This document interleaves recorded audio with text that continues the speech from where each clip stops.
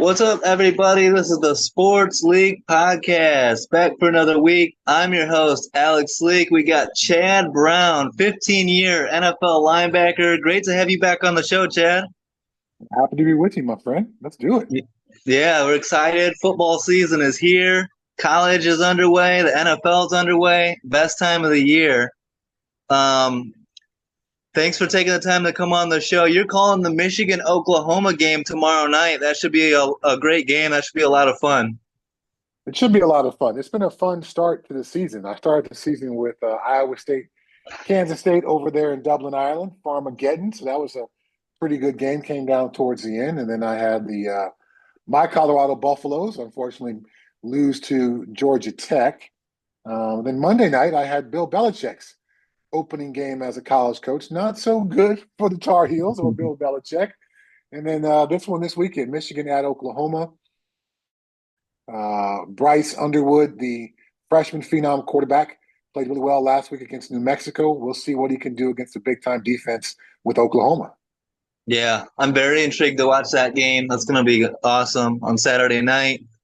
So we had the NFL season kickoff last night with the Cowboys and the Eagles. First off, I want to get your thoughts. What did you think of the Cowboys trading away Micah Parsons? I mean, it doesn't make any sense to me. You're going to trade away your best player, pay him, right? He's worth the money.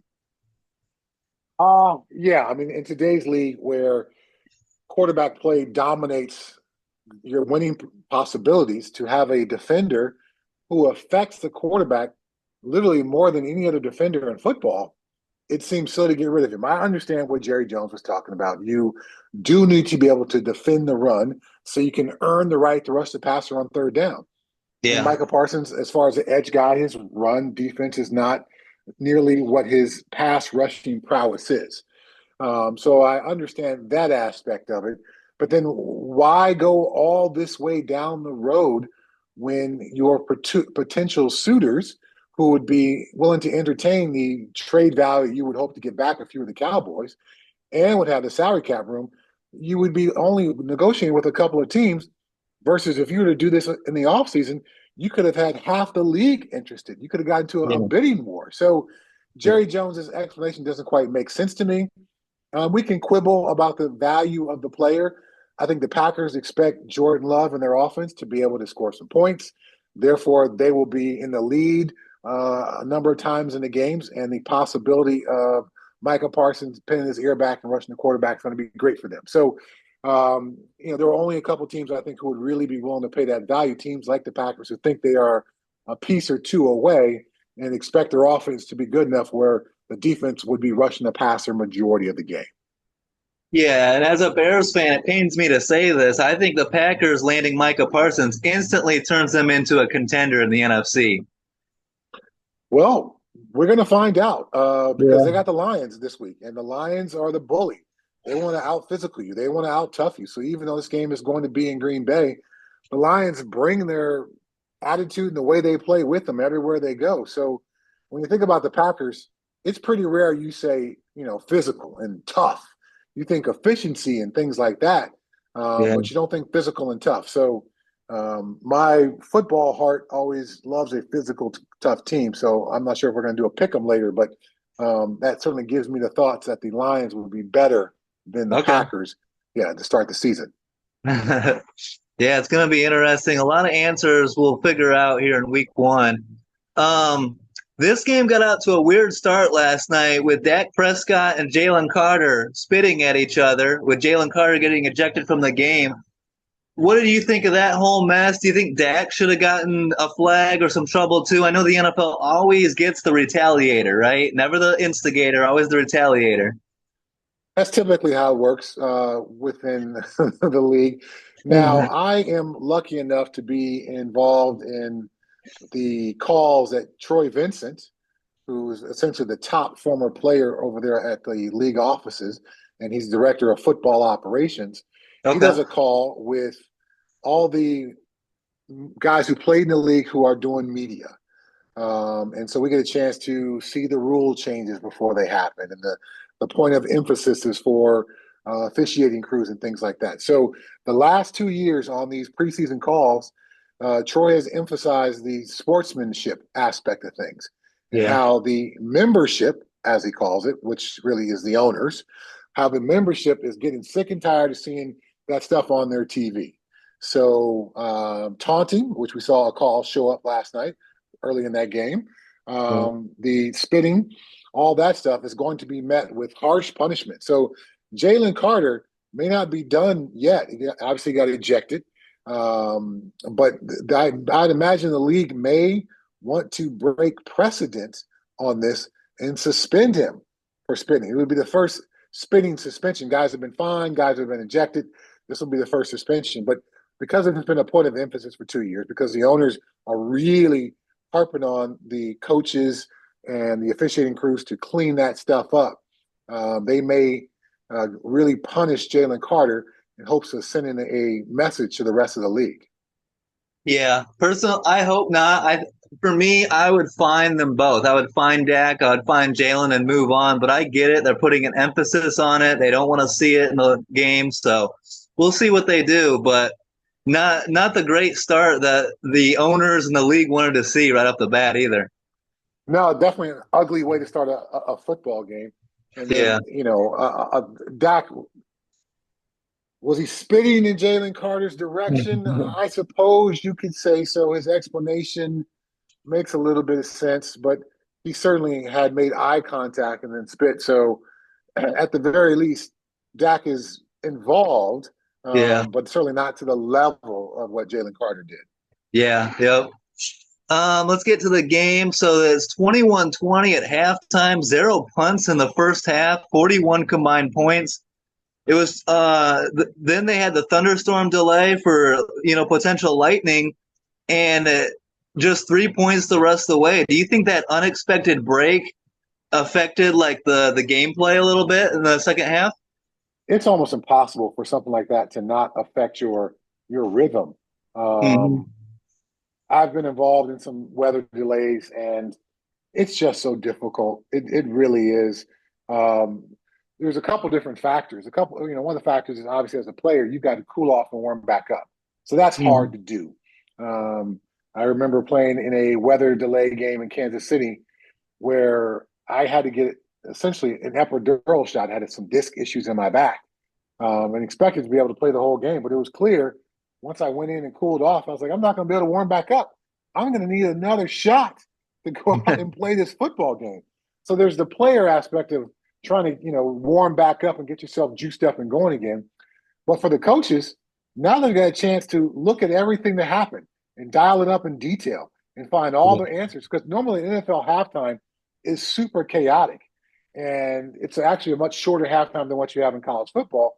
So the chance for coaches to really make some massive changes or to really do a bunch of adjustments, it's pretty small. You look at these are the top three things our opponent hurt us with. Here's what we're going to try to do to take those away. But when you got a break that long, you can look at everything. And you have a chance to go over it all. And I think that's what we saw in the second half was the players not being able to warm back up, but also the coaches having a chance to look at everything that they saw in the first half. Yeah, that makes a lot of sense. CBS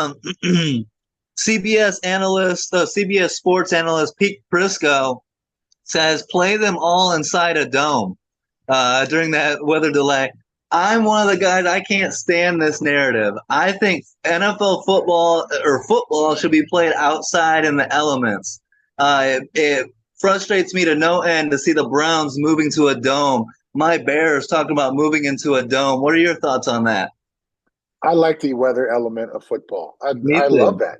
And it becomes another piece, another strategy piece to the game. What team can execute best in these weather conditions? What team has worked on in training camp wet football drills? What coach took advantage of an early season rain and made his team practice outside so they could be prepared for that if it were to come up during the season? When I was a New England Patriot, that was something that Belichick always did. If it rained during training camp, we went outside and practiced. And they would even go so far as to have buckets of water everywhere around the field. So whenever a ball was put into any drill or any play during a scripted period, it was a ball that came directly out of a bucket of water. That's how Tom Brady became the best wet ball thrower of all time. It Yeah. wasn't by accident. He worked it. He repped it to be able to take advantage of those conditions. And so often in the playoffs, this is where weather becomes a factor. It's that time of the year. So your ability to play in the weather is important. So Pete Prisco, I admire your writing, but on this case, you are absolutely wrong. Football is a weather game. Absolutely. I couldn't agree more.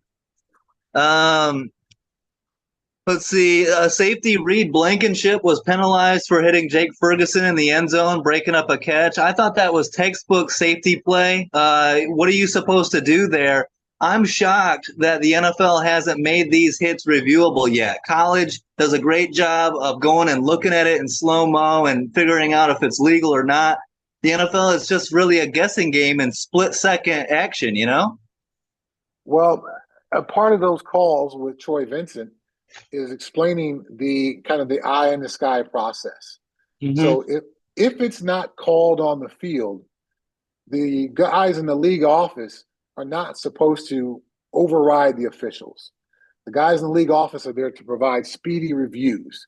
So Okay. if it's called on the field, although this is not a reviewable play, if it's called on the field, then I'll have a chance to jump in. So they are slowly but surely every year adding more to what the league office can review quickly. And I'd imagine we'll get to a point where maybe it won't even need to be called on the field.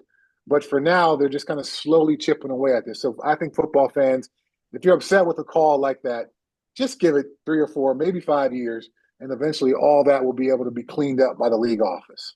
Okay, cool. That's good to hear.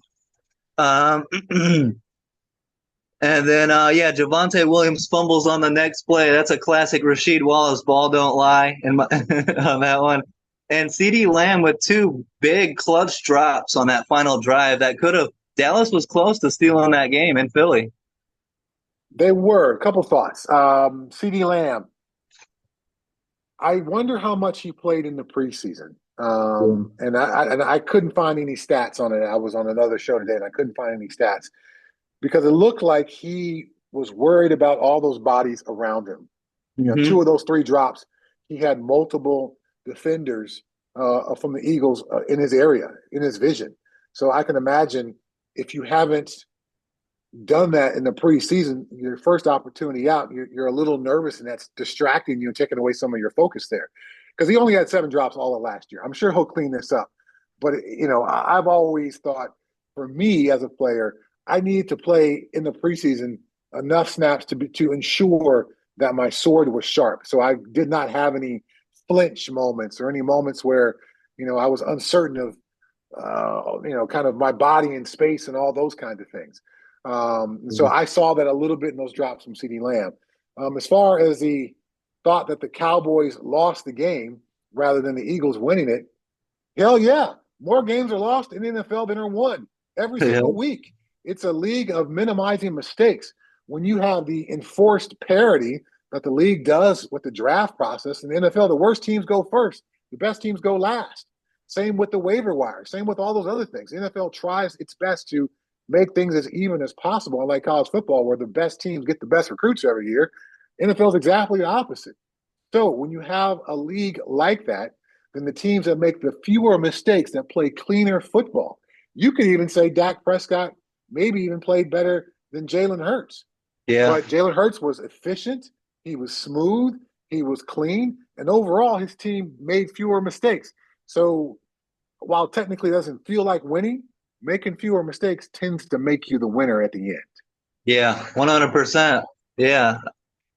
Um, so yeah, Eagles get out to a 1-0 start, Cowboys 0-1, and then the Eagles post game, so Philly recorded 0 sacks in that game.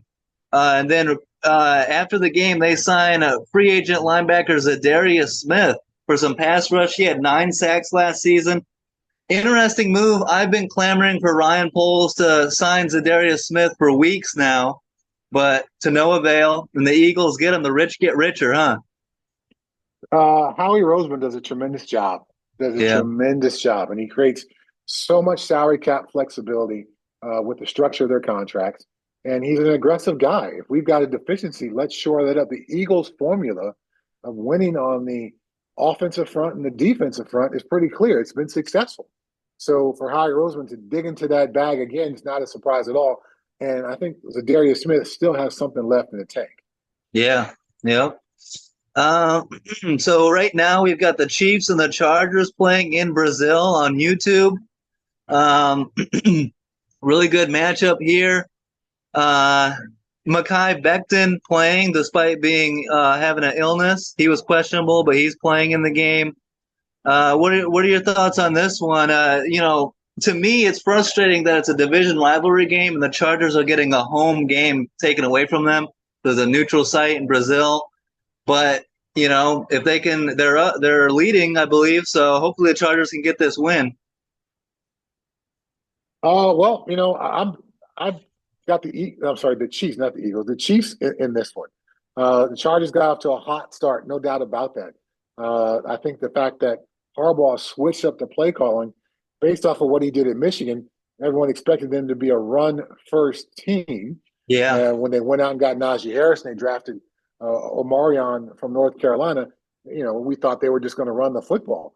But they've come out and been throwing it all over the yard at a far higher percentage than I would have predicted. And the Chiefs defense doesn't have too many answers for it. So it's a 14-6 ball game. I think Patrick Mahomes will get things rolling in the second half. He and Andy Reid will just get something figured out. But this AFC West is going to be a very difficult division this year. Yeah. Maybe the best four coaches in any division in modern NFL history. Harbaugh hasn't won a Super Bowl, but he's won a national championship. He's brought a team to the Super Bowl. All the other coaches in the division have Super Bowl or Super Bowls. These four quarterbacks in this division, all really good players as well. So, yeah, I think this is going to be a competitive division. And tonight's game speaks to that the Chiefs, who've been atop this division for a long time, are getting a run for their money from the Chargers, who are throwing everything they can at them. Yeah, I think this might be the year that the Chiefs get dethroned. We'll see. But yeah, it's an incredibly tough division. And it's crazy. I've been hearing this stat that no NFL head coach has won a Super Bowl with two different teams in the NFL. Sean Payton trying to do that with Denver. It's crazy that that's never happened in the long history of the NFL. It's pretty bananas. It goes to speak how difficult it is. Jimmy Johnson did not find the same success at the Dolphins that he had with the Cowboys. Mike Holmgren went to a Super Bowl with the Seahawks, but lost. Couldn't replicate the success he had in Green Bay. So I think it just speaks to the difficulty and how you need a really great mix of multiple things to win a Super Bowl. Typically, you need a great quarterback. Typically, you need a really good head coach. And then also including that is the ownership and the general manager. And if once you have all four of those things, I think you give yourselves a shot year in and year out. But you give yourself a shot doesn't guarantee you anything. That's true. All right, let's get to Sunday. And make our game picks here. We got the Bucks at the Falcons. Michael Penix taking over as the full-time starting quarterback in Atlanta, but he's going to be without right tackle Caleb McGarry for the season. That's his blind side. He's going to have Elijah Wilkinson over there. That could be a factor for Atlanta. The Bucks with a new offensive coordinator, Liam Cohen, gone. Some injuries to start the season. This is an interesting game in Atlanta. I'm leaning Falcons at home, but losing Caleb McGarry for the season's a big loss, right? It is a massive loss. When you got to offensive line, in my opinion, is the position group that takes the most time to gel together. So you've got just the pure pass protection aspect of it, of a lesser player being involved in there. But then you got the run game, which is so much communication that is unspoken.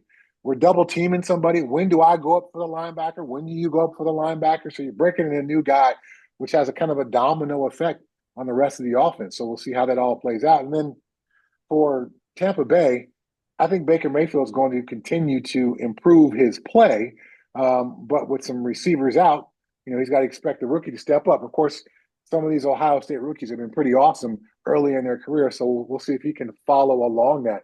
Emeka Egbuka. Yeah, I expect Egbuka to have a great year as a rookie. And the Falcons are hoping for some great performances from their rookies, Jalen Walker and James Pierce. getting after the quarterback as well. Darnell Mooney questionable for this game. The Bucs will be without Tristan Wirfs and Benjamin Morrison in this game. I'm going Falcons at home. How do you see it? I'm going Tampa Bay in this one. Okay. I think Baker Mayfield is able to kind of pick up where he left off last season and keep that offense high flying. I expected this to be a fairly high scoring game, so I Mm-hmm. don't think the Falcons are going to be out of it early. I'm expecting to go into the fourth quarter. Okay. Let's go Bengals at Browns. The Bengals are notorious for starting slow. They've lost 3 straight season openers. You got Joe Burrow going up against Joe Flacco. Um, it is going to be an interesting matchup. I think the Bengals win this one, but they're slow starts. You never know. In a division rivalry, all bets are off, right? They are, and I like what the NFL has done with some of these divisional rivalry things because um, we get it at the end of the season where sometimes these division races come down to the last week of the season, which is great and very compelling. But I think to kick off the season with some of these as well is also fun and interesting and creates a Mm-hmm. lot of interest in those divisions. I've got the Bengals winning this one. And if you're going to compare Joe Burrow to Joe Flacco, it's really not much of a conversation there. I expect Myles Garrett to get his, but I expect the Bengals with those talented receivers and Joe Burrow to be able to pull ahead and get the win. Yeah.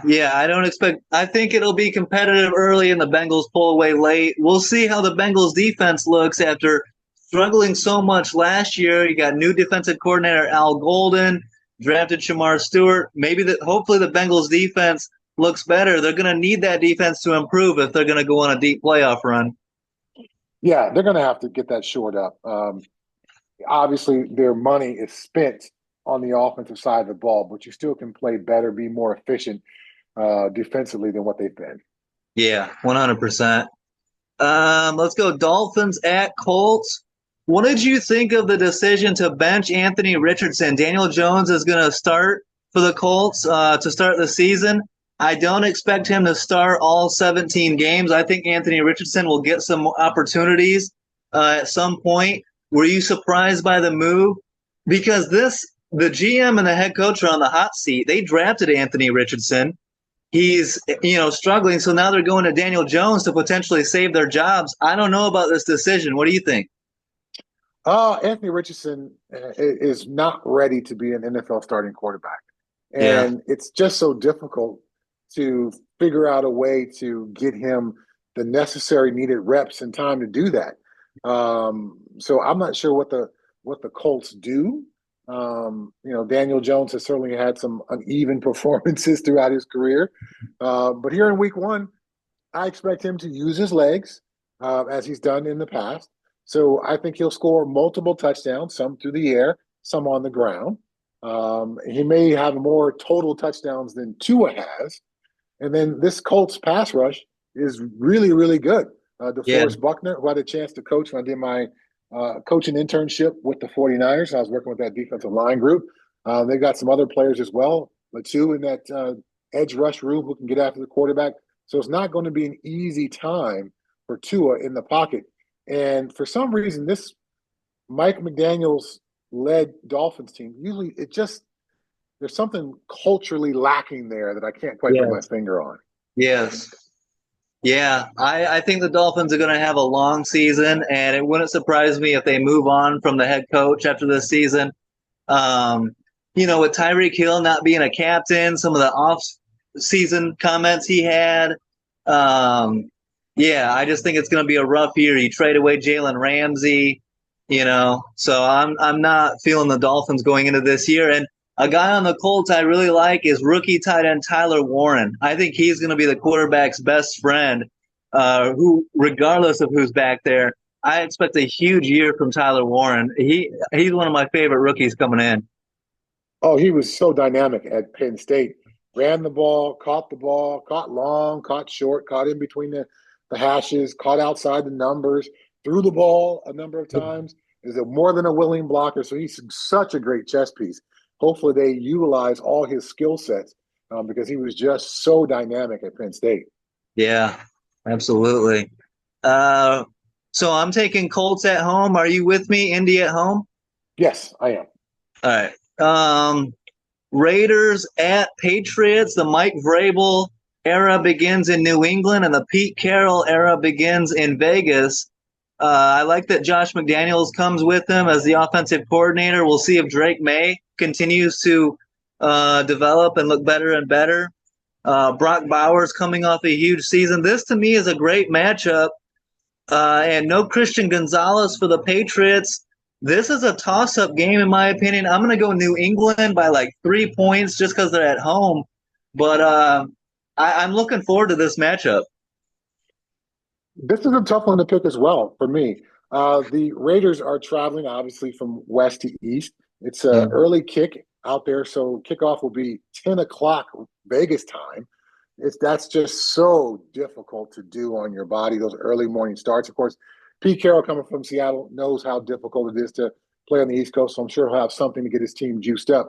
But that's difficult. The Raiders got the three guys on their offense who can really damage and do some damage and hurt you. Brock Bowers is tremendous. Geno Smith, while maybe not by reputation, but by stats, is one of the better quarterbacks in the league these last couple of years.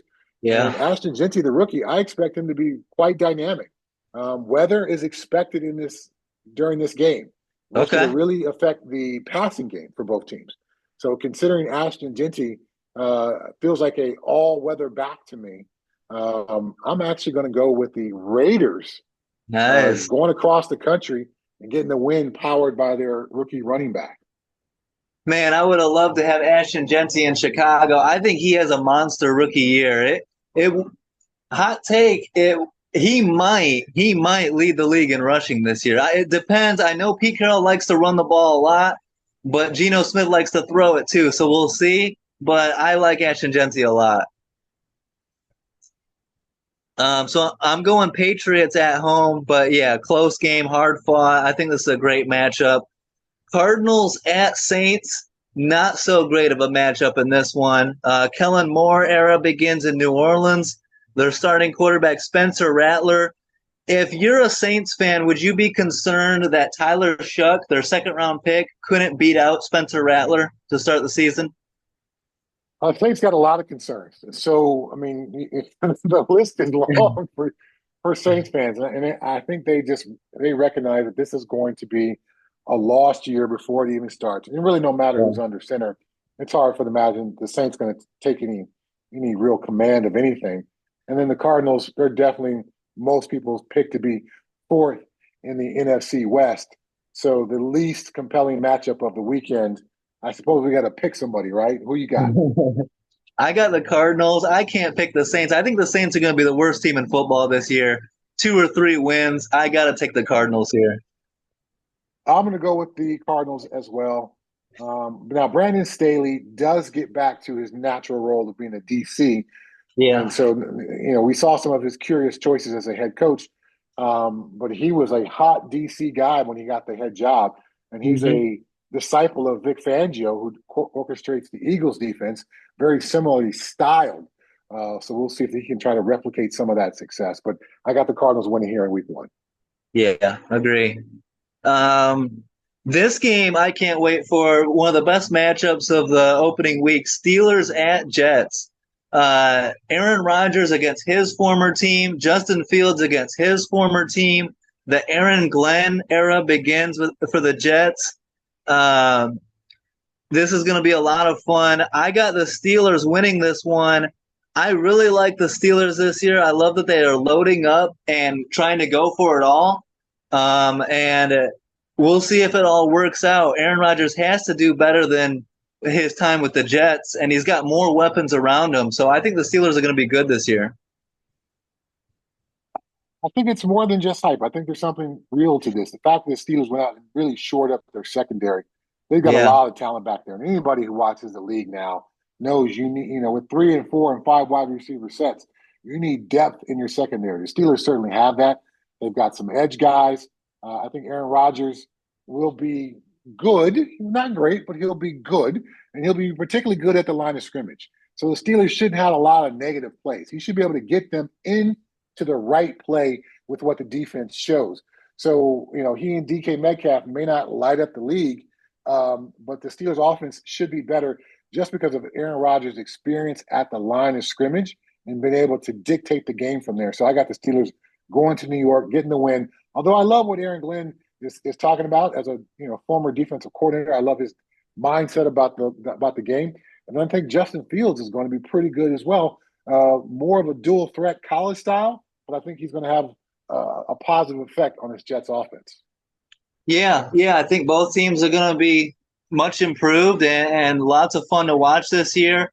And I'm also another tight end I really like, Mason Taylor for the Jets, Jason Taylor's son. I think he's going to be an excellent pro and really help out Justin Fields as a safety blanket guy, a check down guy, I agree with that. He definitely got some talent, and obviously the football pedigree couldn't be any clearer. Yeah. So, I think this is going to be a hard-fought game, and the Steelers win, but very close. And I love to see these two quarterbacks going up against their former teams. I'm rooting for Justin Fields. I loved him in Chicago, and I hope he finds success in New York. I think Aaron Glenn is going to build a culture there with the Jets, too. That's been missing for a bit. Giants at Commanders. New York starting quarterback Russell Wilson. We'll see how long he keeps that job. Jackson Dart looked great in the preseason. And with the GM and head coach on the hot seat, they're needing to win as much as possible this year. That Giants D-line is loaded. This is a tough test for Jayden Daniels. That D-line is scary. How do you think the Jayden Daniels and the Commanders will look against that Giants pass rush? Well, you don't get to rush the quarterback automatically. You got to typically score some points before you can start pinning your ears back. Yeah. So I don't trust Russell Wilson. So I don't think the Giants offense is going to put a lot of points on the board. So while they have talented pass rushers, they're not going to get a ton of opportunities there. And the Commanders, of course, know they're talented. So they're going to keep things balanced. They're going to mix the run game in there. So I think Jayden Daniels will continue his hot start. He'll be good. He certainly has ability to escape the pocket and make guys miss. So I got the Commanders getting this win, and this vaunted Giants pass rush not having as much of an effect because the Giants won't have the lead very often. Yeah. Do you think they're going to have to go to Jackson Dart soon? I think we'll see how Russell Wilson performs, but just based on how good he's looked, I think he's going to get in there sooner than later, maybe like week 4 or something. I'm thinking by week 4 that Brian Daboll has seen enough of Russell Wilson holding on to the ball. I mean, some of Russell Wilson's issues have been clear over the last couple of years. It's almost impossible to game plan if you're an offensive play caller with Russell Wilson as your quarterback because he wants to go off script so often. So he's not able to – you can't set up the defense through play calls if the quarterback – wants to bust the play all the time because then the play calls don't have the same effect as intended when you were calling the play. So that's going to frustrate Brian Daboll just as it frustrated Sean Payton. Yeah, 100%. So we agree. We both got the Commanders at home. Panthers at Jags. Liam Cohen takes over as the Jacksonville head coach, looking to get more out of Trevor Lawrence. In comes rookie Travis Hunter, along with Brian Thomas Jr., De'Ami Brown. They traded for Tim Patrick. I think the Jags' receiving weapons look a lot better. The Panthers are going to be better this year and competitive, in my opinion. But I think the Jags get this one at home. What do you think? Oh, man. I'm going to go the opposite. I'm going to go Panthers. I think the Jags will probably end up being the better team as the course of the season goes along. But Liam Cohen's going to have his head coaching debut. And Trevor Lawrence, he always leaves me a little, with something more to be desired. And Bryce Young finished the season pretty well last year. So I can see the Panthers having a bit of a hot start here and getting a sneaky win against the Jags. Yeah, and we'll see what the rookie Tetairoa McMillan, T-Mac, looks like over there. He's looked pretty good in the preseason so far as well. So maybe the Panthers will be something this year. That NFC South is they can sneak in and get a playoff berth. We'll see. So I agree with you. Or no, I'm going Jags at home. You're going Panthers in Jacksonville. Titans at Broncos. Cam Ward takes over for Tennessee, the number one overall pick. But man, you couldn't ask for a tougher matchup going into Denver against this defense. This defense was nasty last year, and in my opinion, they got better. I'm really high on the Broncos this year. How about you? I live in Denver. I spent most of the season there before I head out to Arizona and do the winters there like an old man, trying to stay warm. But this Broncos defense statistically was a top five defense last year. But there were a number of games late in the season where they gave up leads that this offense gave them. They were unable to sustain. So there's still something missing there for me. I love my college teammate Vance Joseph and what he's done. But with Dre Greenlaw being out, Yes. and with the injury history with Hufanga, the other 49er they added in free agency, I'm not sure how much those guys are going to participate over the course of 17 weeks, which leaves some pretty big holes for me down the middle of the defense. Yeah, they got edge guys. They can get after the quarterback. Pat Surtain won Defensive Player of the Year, but he also, I think it was second most pass interference penalties amongst cornerbacks. He gave up 10 first downs last year due to those pass interference penalties. So there's some little few chinks in the armor out there for the Broncos. I think it's a tough matchup for Cam Ward to have his NFL debut. There's no doubt about that. I expect the Broncos to win this game. My conversation about the Broncos is more about when they're playing a true high quality opponent. Maybe they're not as good as we expect them to be right now. Maybe that's next year before that happens. Yeah. Yep. And a very competitive division. It'll be very interesting to see who wins that AFC West. But I agree with you. I expect the Broncos to win this one by double digits, take care of it pretty easily. I'm very interested to see how Cam Ward looks. But again, tough matchup for him against the Broncos defense. 49ers at Seahawks. No Brandon Ayuk, no Demarcus Robinson for San Francisco. In comes Sky Moore, Marcus Valdez-Scantling. Ricky Pearsall, I expect to take us another step forward in year two. Christian McCaffrey is back, says, quote, I feel great, plans to play. And it's a new era in Seattle with Sam Darnold and Cooper Kupp. I don't expect Sam Darnold to look as good in Seattle as he did in Minnesota. He left a bad taste in everyone's mouth the way the season ended last year. So I'm going 49ers at home. I expect the 49ers to be a lot more competitive this year than they were last year. Interesting. 49ers at home. Okay. Yeah. Okay. Well, actually, the game is in Seattle. In Seattle, yes. Okay. All right. So Robert Saleh's coming back to coordinate the 49ers defense. That's great news. But, Dre Greenlaw and Hufanga are in Denver. Yeah. They are going to expect 5 rookies to play significant time for them. So I think those guys will get it. I think Saleh will get them coordinated. I'm just not sure if it's going to be enough here in week 1 to get the win. Seattle's an incredibly tough place to play. Christian McCaffrey missing practice today, injured yesterday in practice with the calf. I know he says he's going to go, but that gives me some concerns about his availability all game long. So I'm going to go with the Seahawks at home to get the win.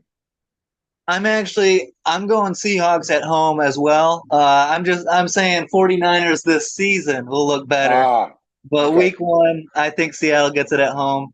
And I like Seattle. I like Kenneth Walker a lot, Jackson Smith and Jigba. So, and then Nick Emmanwori, I love him a lot. Adding him to that defense, that secondary, is a big boost, I think, too. I would agree with that. Yes. Yeah. And then this matchup, all eyes are going to be on the Lions at the Packers. Micah Parsons' debut in Green Bay.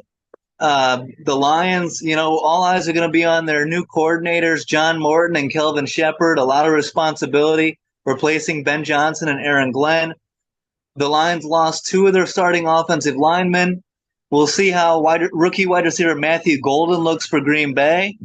This is going to be a great matchup, but I'm going Packers at home. I think I'm worried about the Lions this year, and I'm a Bears fan. I've been hating on the Lions for a long time. I'm not a Jared Goff fan. I'm looking for Micah Parsons to get a strip sack in this game. And honestly, hot take, the Lions might miss the playoffs this year. I think the NFC North is competitive. I'm taking Green Bay at home. Definitely a incredibly competitive division, no doubt Yeah. about that. Having said that, I still got the Lions in this one. Maybe it's the old time football guy in me with the Yeah. physical nature in which they play. Michael Parsons, I think he'll play some on third down. But if I'm the Lions and I'm Dan Campbell and I'm Johnny Morton, we're checking the run if it's Yeah. 3rd and 5 or less when he's on the field. We're running right at him. We're going to double team him and just drive him off the, he's got no practice, on the field with his team. He's got the back issue. So let's attack him rather than let him run around us. So I got the Lions just because of their more physical team, although I expect the Packers to be good all season long. Yeah. And one of the things like Dan Campbell's aggressiveness on fourth down, that's what worries me. It's much like Brandon Staley when he was head coach of the Chargers. I Fair. agree Yeah, with that's the fair. physicality though. So, but yeah, so we disagree on that one, but that's going to be a great game regardless. Texans at Rams. I'm very interested to see how Stafford does this year with the back injury concerns. Going up against a tough Texans defense. We'll see. I think this is an interesting matchup. Joe Mixon's out. He's on IR for 4 weeks. I love the Rams' young D line. This is a tough one to pick. I think I'm leaning Rams at home, but the Stafford back injury is concerning. I think that's a fair concern. But when you're an older player, I think you can figure out how to manage that, particularly if you play a position that's not too physical like quarterback. Mhm. I think the Rams defense, particularly their front, is going to be good enough. And then we saw some chinks in the armor for CJ Stroud last year. And Yeah. so I think defensive coordinators are beginning to see that, understand how to put him in spots where he's not comfortable and use some of those things to their advantage. Plus, with Joe Mixon being out, that eliminates some dynamicness in their backfield. Nick Chubb's a great story, but I don't think he's going to be anywhere as near as dynamic as Joe Mixon would be. So I got the Rams in this one at home. Yeah, I agree with you. But that's another fun game to watch. And then Sunday night, I love this matchup, week one. Sunday night football, Ravens at the Bills, a divisional round rematch.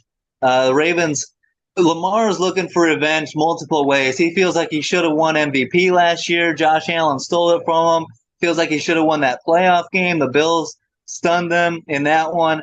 I expect Lamar and the Ravens to come out really ready to go in this matchup. I got the Ravens in Buffalo on Sunday night. Well, I've got the Ravens in Buffalo as well. I think they got the most talented roster in football. The Bills, I'm happy that James Cook got his extension and got his money. I'm always happy Yeah, when running backs get their money because of the beating that they take. They just don't have enough weapons. It's yeah, literally the Josh Allen show.